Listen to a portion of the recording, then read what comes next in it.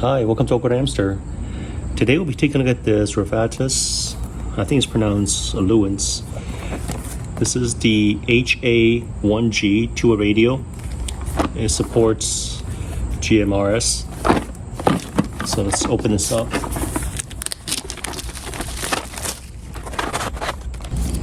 Oh, it came with a programming cable. So, I don't see any disk in here, but perhaps I just need to go to their website to download the software. Unless it may support Chirp. It came with an AC adapter. Inputs at 100 to 240 volts. Outputs at 5 volt, 1 amp. And on the other end of the AC adapter, it's a USB Type A. Came with one USB Type A male to one USB Type C male cable. A dock, and on back it's also USB Type C connection. Here's the batteries for it. So if I don't want to use a USB Type, if I don't want to use a dock, on the back over here I can also plug the USB-C cable directly to it. So this is handy for travel situations. It came with a clip, belt clip for this. A little wrist strap.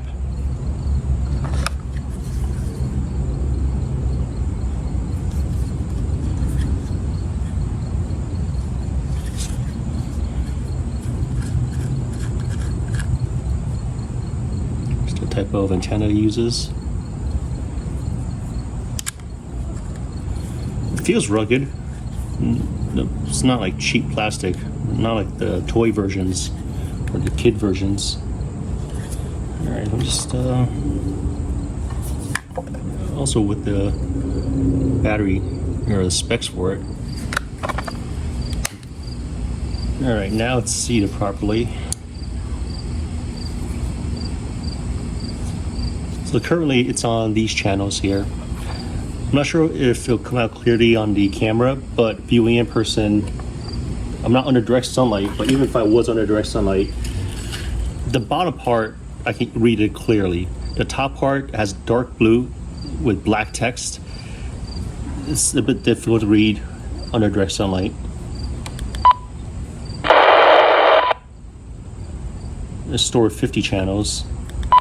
To connect the microphone speakers, over here is this SPMIC.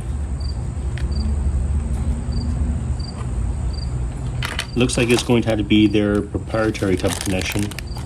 But if I do want to program it, I can use their programming cable, insert it here, or attach it to that part here. Kind of wonder why they went with this kind of design.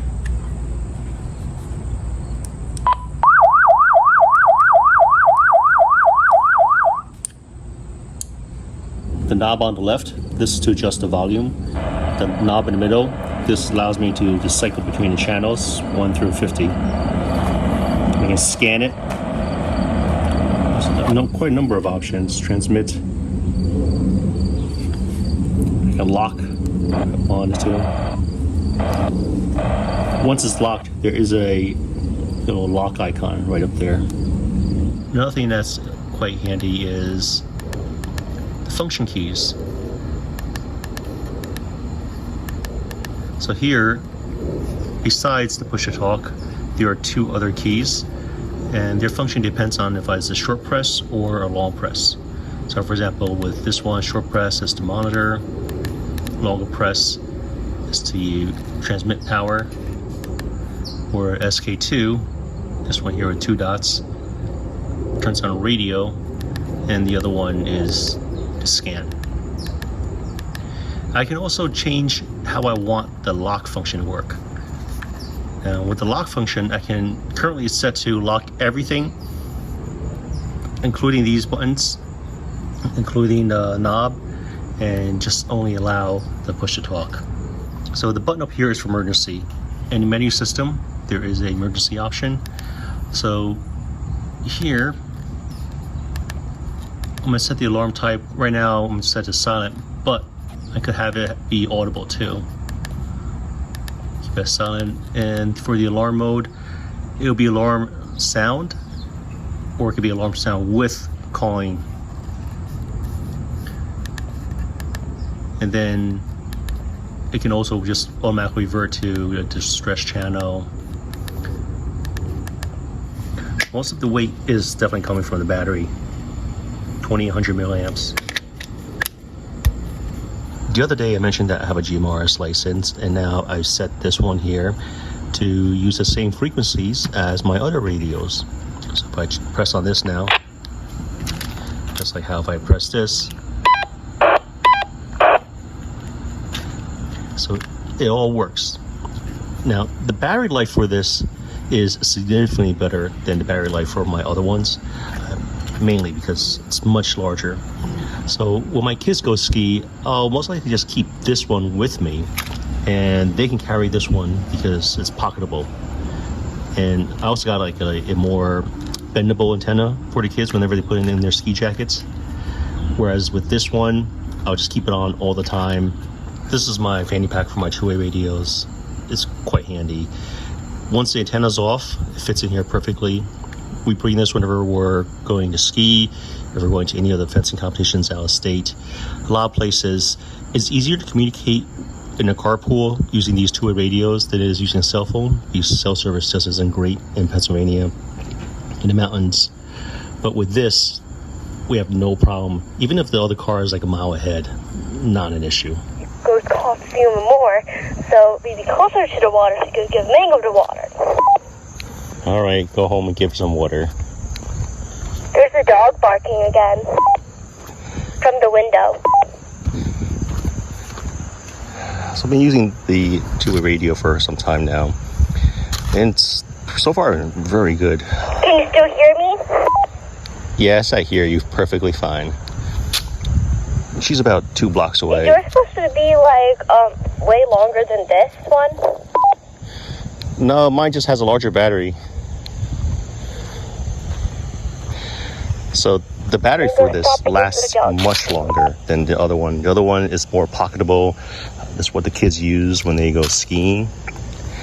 And as long as I set everything to use the same frequency, even across different brands, they can all communicate with each other. I'm gonna go get some water now. Okay, go ahead. Once I updated firmware, so now it shows white text on dark blue background. It's a lot more legible in daytime. It's like, what, 1 p.m. right now? Cloudy sky, but I can still read this perfectly fine. It's also simple. I can do everything from the keypad. There's software that I use to update the firmware. That software cannot be used to pre-program the radio with different channels. If I had a lot of these radios to program, I can see how that could be quite time consuming.